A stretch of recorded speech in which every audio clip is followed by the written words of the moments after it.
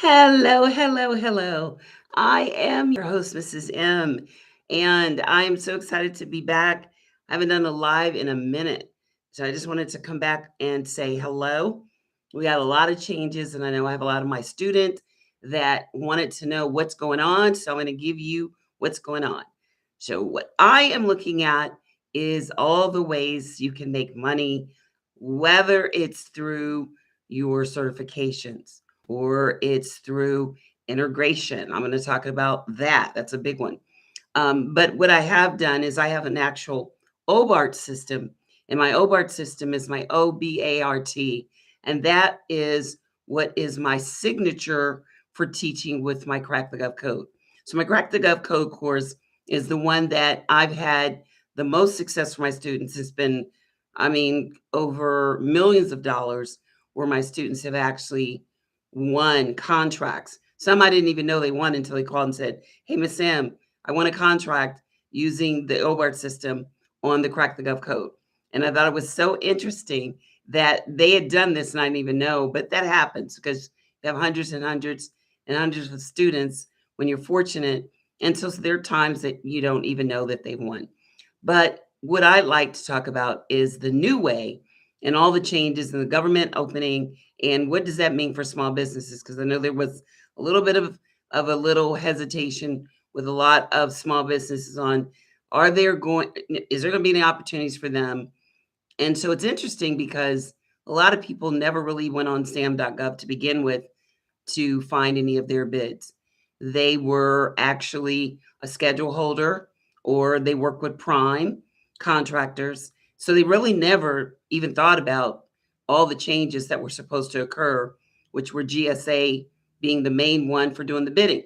So, in other words, instead of veteran affairs, let's say veteran affairs, I'm a veteran and I meet someone at the VA and I look at doing a contract with them. And I meet with them, we have lunch, and they say, "Yes, you've got everything we need. We do want you to do a contract with us." Let's say it's in Richmond, where I actually reside in the DC, Virginia area. And so what ends up happening is they look at, if I can do the contract and all the particulars, and let's say this contract is 100 something thousand dollars, and they are interested in me doing the contract.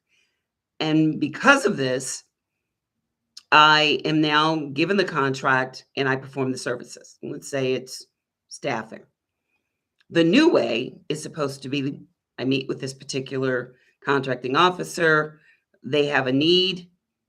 They tell me they have a need, but now they have to check with GSA to see if I am on the schedule.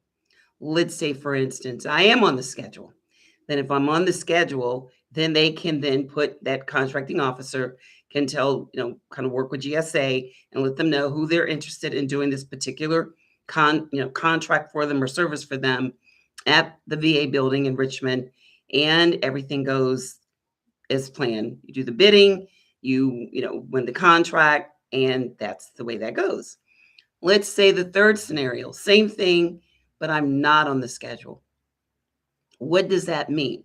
Before, the government officer, the contracting officer, was the one that if they decided to give you a simplified acquisition procedure, a SAP, or do a micro purchase, that was their discretion. Now with the changes for GSA, that may not be the case. That's what a lot of the changes were kind of looking like, that it would not be that simple. So what does that mean? Well, it can mean two things. It could mean that, yes, there are some that are there are some agencies that could do waivers. You're the only person that could do it. They could still justify it, do a waiver, and you would still get that contract with VA. Or they have to go with the schedule holders that are already there. So that would make a lot of small businesses feel as if they can't win a contract. They're not going to be on this GSA schedules. And so that kind of puts them out. Not necessarily. There are several things. One, it's going to take a minute for all the integration. So there are going to be a lot of opportunities for small businesses that found a lot of their contracts on sam.gov. For those of you that are larger, some of my students are larger, they've won more. They don't even go on SAM. They're winning contracts through primes. They're doing proposals. They're doing, they're schedule holders themselves. They have contracts, or I'm working with prime, prime contractors. So sam.gov is not a big deal to them. It's for people that maybe are, small business, or just getting started, looking for that 10, 12, under 25,000 or $25,000 opportunity. And this is something that they're looking for. They're looking, okay, let me see if I might have this opportunity. So that's kind of what the changes are about. And what I'm going to do is I'm going to introduce you to my new pivot system. And my new pivot system is going to go into all the changes that are coming out.